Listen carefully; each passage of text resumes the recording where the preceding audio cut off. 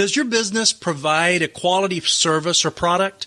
If the answer is yes, then there is a combination of tactics that can be customized to fit your unique business that makes your business super profitable, creates wealth, and makes a difference in the process.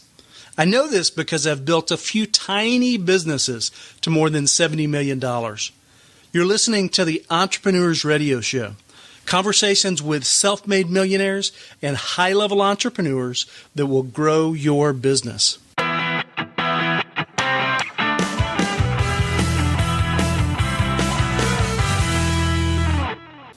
Hey, it's Travis Lane Jenkins. Welcome to episode number 123 of the Entrepreneurs Radio Show, a production of RockstarEntrepreneurNetwork.com, where each and every week I'm going to connect you with rockstar entrepreneurs that explain their journey to success, what's been the key principles to finding a high level of success as an entrepreneur, so that you can see that successful entrepreneurs are really just everyday people that stayed committed to taking constant, focused action each and every day. Today I'm going to introduce you to Darren Berkovitz. Now, before we get started, I want to say thank you to another person for writing a review over on iTunes. And so this thank you goes out to Benny Boy UK from the UK. Benny's headline title was Supremely Well Done, and he gave us a 5-star rating also. Thank you for that, Benny. Benny went on to say that the show has a higher level of expertise about it, and he loves the show. Benny, thanks for taking the time to write the review, my friend. I really, really appreciate it. Just in case you don't know, writing a review does help us reach more entrepreneurs like yourself through iTunes and Stitcher. So if you have time and you do find value in the show, go ahead and leave us a review and tell me how we're doing. And then, of course, I'll recognize you on air and say thank you. One last thing, you can take these interviews with you on the go through iTunes, Android or Stitcher. Just go to RockstarEntrepreneurNetwork.com, click on the button right there on the menu bar, and it will take you to whichever one that you prefer. Now that we've got all the normal housekeeping out of the way, let's go ahead and get out to business. Without further ado, welcome to the show, Darren. Thank you for having me. You bet. Thanks for coming in and hanging out with me. You've got your hands in kind of a variety of things, and so I don't know if you know, but I like to dig into the backstory and kind of find out what brought you to your level of success today. Do you mind sharing that backstory with us? Sure. That sounds good. Cool. Lay it on me. That sounds good. So, I was working at an incubator in 2005, and we had this idea for TeleSign, basically to send a phone call or an SMS to a user to prevent fraud. So actually the first site that we did it on was an online backgammon site. And they were having a ton of fraud and credit card fraud and bad stuff. So we had the idea to send an SMS to a user before they completed a transaction to kind of, touch them on the shoulder. It worked tremendously well. So basically all the fraudsters just left at that point. So we said, hey, there might be a business here. So how were bots or something? How was the fraud happening? Yeah, it was basically stolen credit cards. So people using stolen credit cards and trying to be anonymous. So the idea was, hey, if we actually verify your phone number, we know who you are. Oh, so okay. They got scared and went somewhere else. That makes sense. Okay, yeah. So as soon as you start verifying, they're out of there. Yeah, and there's all kinds of problems with chargebacks, and if I would imagine was causing an incredible amount of problems on the business. Now, when you say you're in an incubator, I know what you mean, but for everybody else, explain what that is. So an incubator is basically a place, a technology company where you try and incubate ideas. So you take an idea and you have the resources in one office to get it off the ground. So marketing, legal, finance, and they really help you see if this idea can turn into a real business. Right. So it was great that we had the support of, it's called the Curious Minds Incubator, to get TeleSign off the ground. And, we started to make some traction, and it took about 2 or 3 years before we really started to get into some of the very large clients that we have today, where we're solving, the biggest problems on the internet having to do with verification and authentication and identity and all of that stuff. So how did you even get to the incubator phase? I mean, being an entrepreneur, there's a path there. I know you have a bit of an education in business, right? Yeah. So I knew from a very early age that, I wanted to be an entrepreneur, that I wanted to start a business. And the incubator was a great place because it took away some of the risk, right? Because you're in a place to support you. So I thought it was kind of the best of both worlds. You got the benefit of starting your own business with the support and the people around you to help you succeed. Because I think one of the big lessons I've learned, over the years is, you don't succeed or fail alone. And especially in the early stages of the business, just the more help from just advice to, someone to vent to, it really makes a big difference. Right. So what did you have to give away so this business is your business, right? So it's not just myself. So there was a few co-founders and the incubator that we were there. So it's not mine. It's spread throughout a lot of people. I mean, like 3, 4, 5, or several. Yeah. So there were a few. Number. There were a few founders. There were basically 3 founders that started the company, and then as we expanded, we had a lot of people. Obviously, come now. We were now just past 220 people who work at TeleSign. So now, but the ownership come through finding funding and the incubator process and everything else. Is that how additional ownership was kind of dealt out? Mm-hmm. Is that what I'm understanding you saying? Yeah, exactly. And then we've done two rounds of financing. I'm sure you've seen in the news. We just raised $49 million in our Series B round, which is it's not too bad. Which is great. No, it's just really good, and it's going to allow us to accelerate a lot of the things we have on our product roadmap. Well, I mean, you're a pretty young guy, right? I am, yes. So, this is a complete different way to fast track a business. You started this in 2005? 2005, yeah. Yeah, okay. And so, almost less than 10 years, you've built the business to a pretty epic level. It's, this is an uncommon way. Most people bootstrap their businesses, right? Right. And so, how did you, I completely get the mentoring and finding other people to help you build this thing, but, this is a complete different path. I mean, do you realize how different what you're doing is compared to most people? No, it definitely is, and I think the other thing that maybe is a little bit different than the normal kind of technology company is we've tried to grow from profit, which sounds normal, but in some businesses it's a little bit crazy where you raise money and then you try and figure out how to raise money later, right? Or how to make money later, right? So with us, it was always we need to pay the bills, so we need to create products that can create revenue now. So almost from when we got our first client, which was basically a month or two in, we were growing based on profits from the business. So we actually didn't raise our first round of financing until 2012, so 7 years. So we basically bootstrapped it through the initial funding and then through profit. And so now what's the need for so much seed money? If what you do, why don't you explain what you do on kind of a deeper level? And isn't it pretty high margins also? So what we do basically is mobile identity. So basically we associate your account with your phone number, and we help you with verification and authentication around that phone number. Right.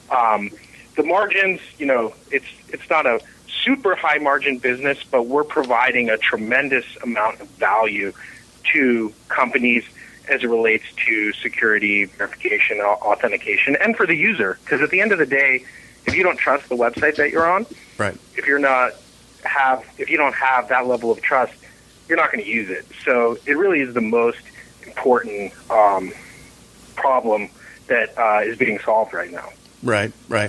And it's just kind of something that goes on behind the scenes, but there has to be that trust there for for money to exchange hands between me and my customer, right? You're just kind of the coupling in between those two.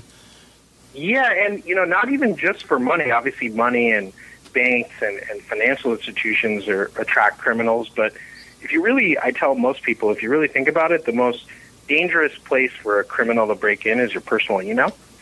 Because from your personal email, you have financial stuff, you have personal correspondence. Everything is really tied to that. Mm-hmm. So although there's not you don't usually pay for your personal email, if someone were to break into that, they can basically break into your whole life. Yeah. And I guess I really don't think of that as a place that I'm highly worried about. I think that's a common attitude amongst most people. Wouldn't you agree?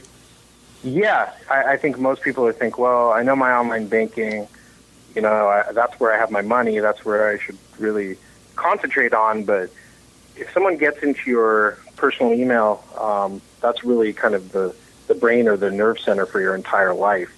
So certainly you want to protect everywhere that you're working, but anywhere where someone could get information, that's what really criminals are after. Mm-hmm. That's what you want to protect. Right.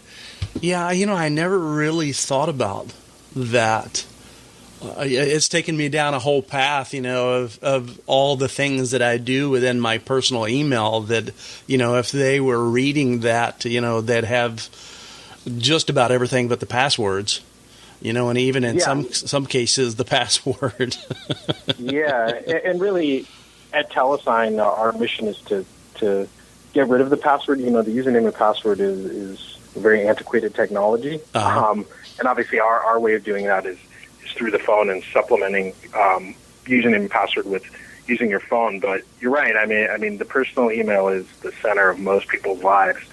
And it's scary. You're right. Once you start to think about it, it's scary if someone were to get in there, the damage that they could cause. Right. It's it's almost.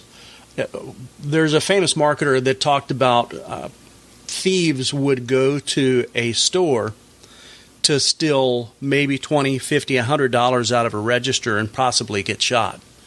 Where actually, they could go down the street to a $3 million house that nobody's probably home at, walk in, take his time, and clear the place out and make, $100,000 with virtually no risk. Right. And it's just kind of a paradigm shift in a way of thinking that, you just, it's stage one of incompetence. You just don't know what you don't know, right? Yeah, no, it's definitely true. And so what if username and password is antiquated processes, what's the next phase? Is it fingerprints? Is it, what's the next phase? Yeah, it's a good question, and I don't think there's not one silver bullet. You have to find a technology that's secure, but at the same time ubiquitous. So in my opinion, it's going to be on using your mobile phone. So we're moving towards an area of using your phone which we do as a second factor, and also making things frictionless when they can be, meaning that when everything looks good, you can complete transactions relatively easily without much friction. But when there's red flags raised, you're going to have to do something, whether it's receive an SMS or do a fingerprint scan or some kind of biometric. But it'll be interesting to see how that plays out. Right. So now this is a SaaS business model, right? Yes, correct. It's a totally SaaS business model. Right. So service as a software as a service for those that don't know. And so traditionally, where's the bottlenecks within the business as you've built it? What's been your restrictions and what's holding you back? And I'm really curious, why would you need so much funding? It's a good question. So the bottlenecks, to tell you the truth, really are more on implementation. So even though it's SaaS, there's a lot that goes into an implementation. So you're working with the client basically on their security flows. So there needs to be a lot of changes on the client's end as far as UIs and flows and processes. So that's really where most of the implementation work is spent. But you're right, a SaaS model is really nice because you can expand and contract as you need, which is great. For many clients, we sign them up with one or two use cases, and then they have some kind of issue, they're breached or something, and they want to expand very quickly, which they can, which a SaaS model lets you do without too much pain. Right. As far as the funding goes, we really want to do two things. One, accelerate our product roadmap. So come with new and innovative security products that feed into our mobile identity story. And then two, expand internationally. So places like Asia and Europe, which we have clients there, we're very successful there, but really require feet on the street and a local presence. It will allow us to expand to those geographies. Oh, it does. Well, that's surprising. I figured. Now, I would definitely expect you to need somebody that understands the culture there on a very deep level. But as far as a presence, a physical presence there, maybe are you talking about like as far as teams or sales reps or things like that? Yeah, sales reps, teams, and really being there. A lot of what we do is very in-depth and required. There's, like with everything, there's a lot beneath the surface, so you really need competent teams that can meet with clients locally and work through their challenges and issues and solve them in person oftentimes. So it requires, especially in a place like Asia, which is a huge geography, very spread out, it requires local teams to be able to do that. Well, so then you're focusing on B2C then rather than B2B, or I'm sorry, let me reverse that. You're focusing on B2B rather than B2C, is that correct? Correct. Okay. All right. And so we really like to say we're B2B2C. So we sell to the business, but the business oftentimes sells to the consumer. Right, yeah. So that's where a big part of the implementation comes in, because you're working with these larger companies and helping them get things implemented within their networks or their systems? Correct, yes. Okay. All right. I was thinking that the majority of your business was more business to consumer, to where things could be delivered directly to the end user and, didn't require all of the local teams, right? Yeah. So it's business to business, and it serves the consumer eventually, but we have to work through our clients, which does require, especially of very large web companies. It requires a lot of teamwork and effort to get projects off the ground. Right. So how have you managed to hang on? Because this type of growth is like trying to hang on to a rocket. I've been on a fast trajectory growth pattern, and it's a breakneck speed. How do you hang on? How did you prepare for that? Yeah, it's a really good question. I don't know if there's any way you can prepare. You can try and get a good night's sleep and see, but I think two things. One, you have to be extremely flexible. Mm-hmm. So the best laid plans, oftentimes get turned on their head. So you have to be really flexible and not be so set in your ways. And I heard it put well, like you have to really be able to thrive in chaos. It sounds kind of weird, but there's a lot of chaos going around. You're moving really quickly, so you have to be able to thrive, which I think really comes down to prioritization. You have so many things going on at once. You have to be able in your mind to say, this is what's extremely important. This is what I need to focus on. This is of secondary importance. It's important, and I need to get to it, but maybe not very urgent. And these are the things I can ignore. They're tempting. I want to look at it. I want to do it, but it's not going to really help me achieve my long-term objectives. Right. And you're comfortable in that environment? Yeah. I mean, I don't think I could be doing this for 10 years if I wasn't. Right. And it helps to keep a good sense of humor, right? If you can keep a good sense of humor and have a good attitude about things, it helps you kind of power through some of the tougher challenges. Right. Yeah, I agree. Well, there's people out there that force their way through it. They don't like doing it, but they do it.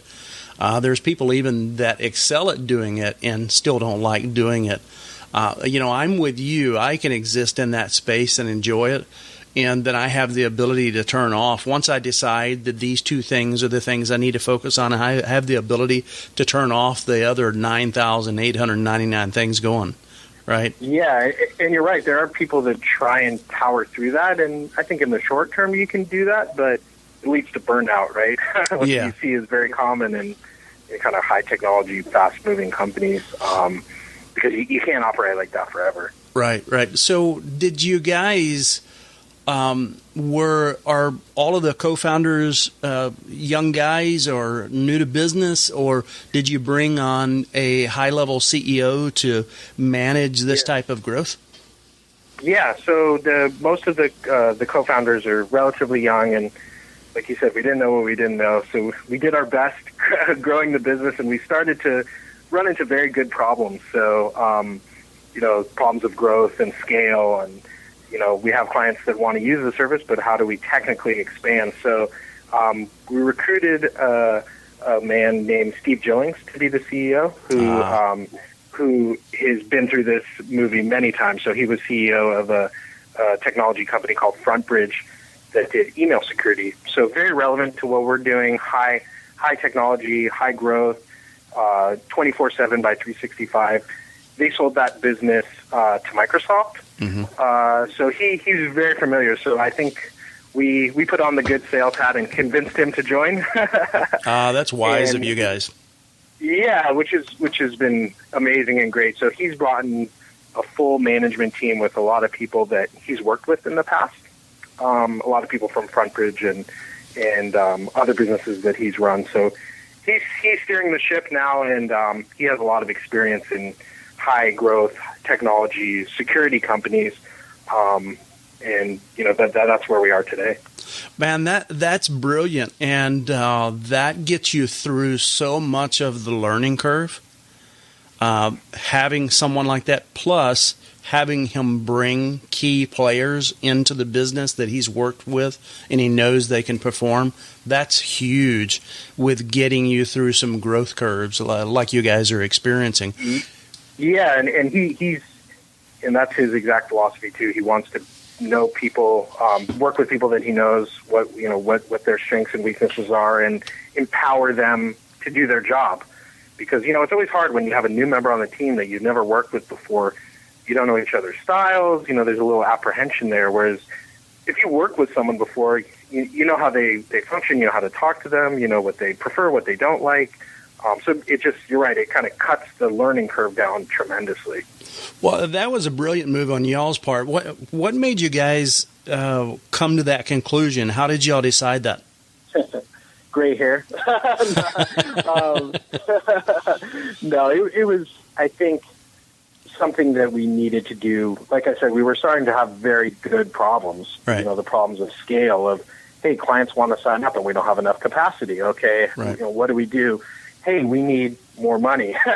Not because we're doing poorly, but because we need to make investments in the business. We need to buy servers and capital, and we need to expand our office. So we knew we were in a little bit over our head. So I think at that point we said, hey, we need to bring in an expert, and we did. I mean, Steve's been running the company for almost 4 years now, and has got us to this level of now over 220 people. Well, it allows you to kind of exist in the space that you're best at, right?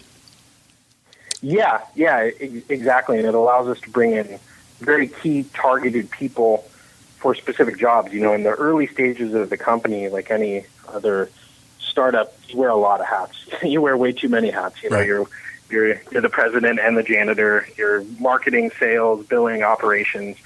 Whereas now, as the company has grown, we can bring in experts who focus on their specific area, and you can kind of take a step back and figure out, hey, where do you fit in?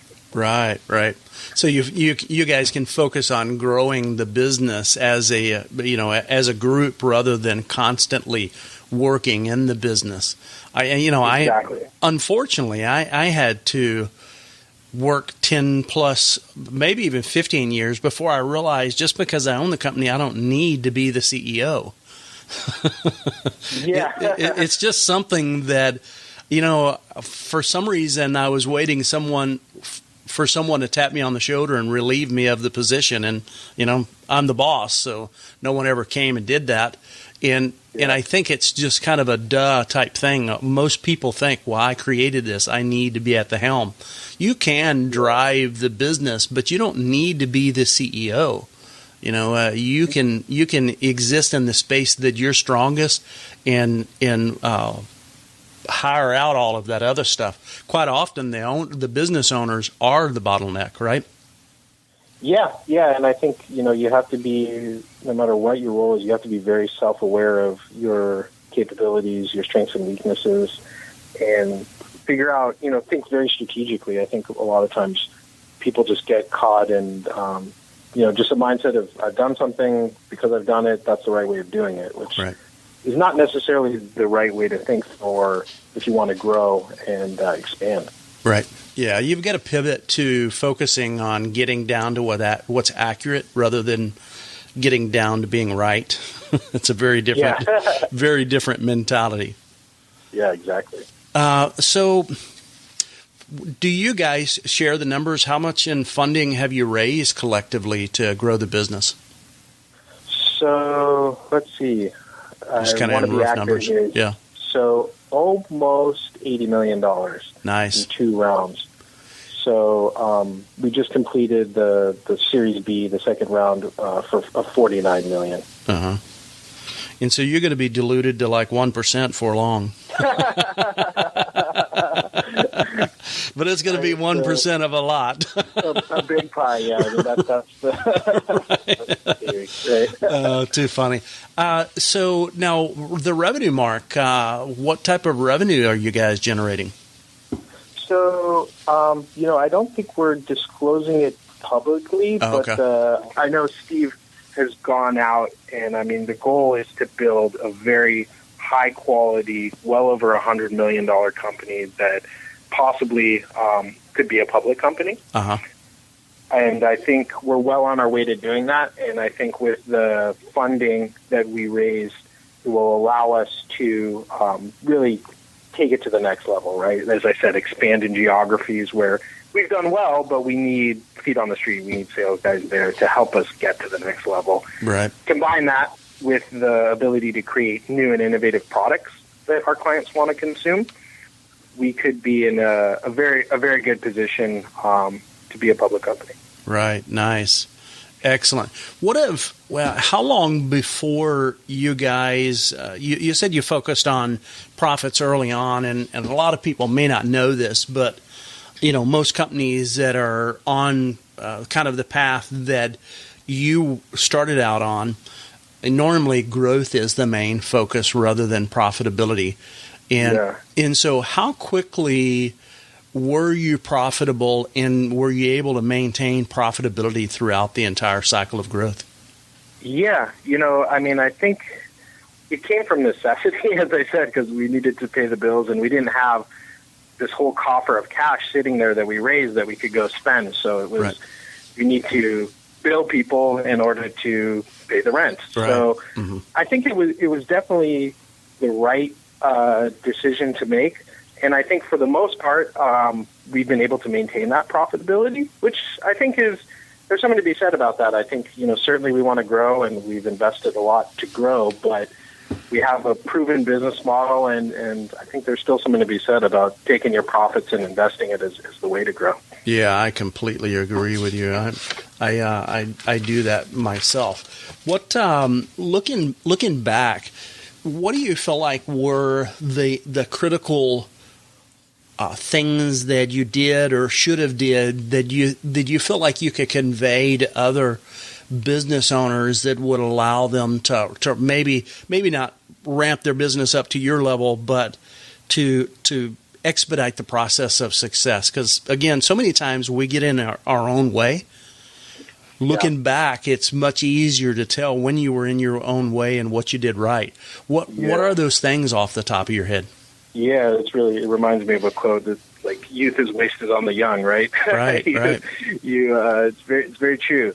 I think the biggest thing would be to think strategically. I think it's very easy to get caught in my to-do list, and I need to do these things today, and this thing's on fire here, so I need to fix it. And next thing you know, you find yourself a year, 2 years, 3 years down the road, and you're kind of on this path to somewhere where maybe you don't want to be. So I think it's important to, take a step back, whether it's once a month or once every 6 months, and think strategically, big picture of, where am I going? Why am I going here? What do I want? I think that's the first question you have to ask. Well, why am I doing this? What do I really want here? And once you get the why, then the answers kind of come next. So if you know why, and then then developing a plan, and then I think the other thing is we just talked about adjusting your plan. You make the best plan, and sure, there's going to be roadblocks and things aren't going to work, and not to be so stubborn that you're just trying to put a round peg in a square hole and wondering why you're not successful. Mm-hmm. Yeah, I take that as the last thing you said is being willing to pivot. And I think people confuse tenacity and never giving up because they hear that story so much in success. Well, I never gave up, which is true. But you've got to pay attention to what's going on and what's being said and the feedback that you're getting. And while you don't want to give up, you need to pivot into what is working and let go some of those pieces that are not working, because very rarely do we ever dial in the perfect thing that we're going to offer to someone or the perfect business model on the first go round, right? Yeah, and I think I think the whole never give up thing, as you said, is very relevant, and there is something to be said about that because most people give up, I think, right before they're going to be successful. But, you could be running east looking for a sunset, right? Exactly. No matter how hard you work, if you're working on the wrong things, you're not going to make it. So you gotta do both. You got to work hard, but make sure you're working on the right things. And as you said, pivot. The world it's overused cliche, but the world's changing so quickly. So what's relevant today, you almost have to reassess, especially in technology, almost monthly. Mm-hmm. Am I doing the right thing? If not, what changes do I need to make to be successful? Mm-hmm.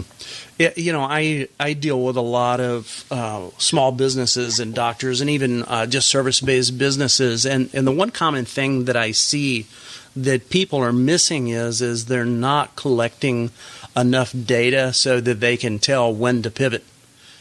And so they're ultimately not testing. It's fine to take off on a hunch with something and try to dial things in, but they're not collecting any of the data points that there's. And this sounds really geeky, and I'm a right brainer, so I wasn't crazy about collecting data myself either. But when you aggregate it and look at what's going on, you can tell where you're missing, and then quite often you can tell why you're missing and make that change. Yeah. And I think, too, people think they hear the term collect data, and it becomes this complicated thing of, like, I don't have time to collect data. I don't know how to do it, all this. But it can be pretty simple, right? Oftentimes how you should pivot is kind of right in front of you. You just kind of have to pay attention and be open to getting the message, because oftentimes the pivot doesn't manifest itself just in one clue. It's many clues telling you, hey, you need to do this. Right. Yeah, I completely agree with you. Let me ask you, what book or program made an impact on you related to business that you'd recommend, and why? Wow, that's a really good question. There have been a lot. I think, and this is, it's somewhat cliche, but I think, How to Win Friends and Influence People is one that's tremendous.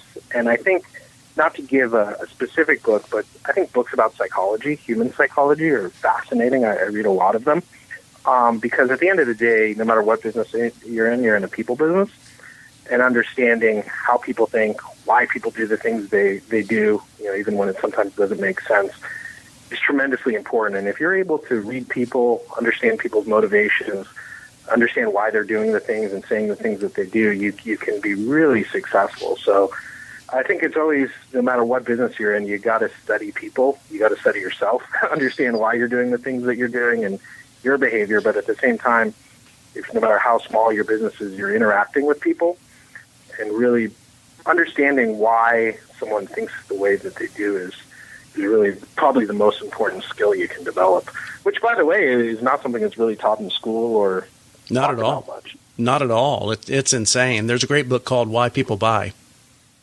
Yeah. That is exactly about psychology. I agree with you. And I made that shift a while back because someone, I think the CEO of Mind Valley made the point, and it really kind of struck me, that he said a lot of people spend their time reading new tactics, and tactics are always changing.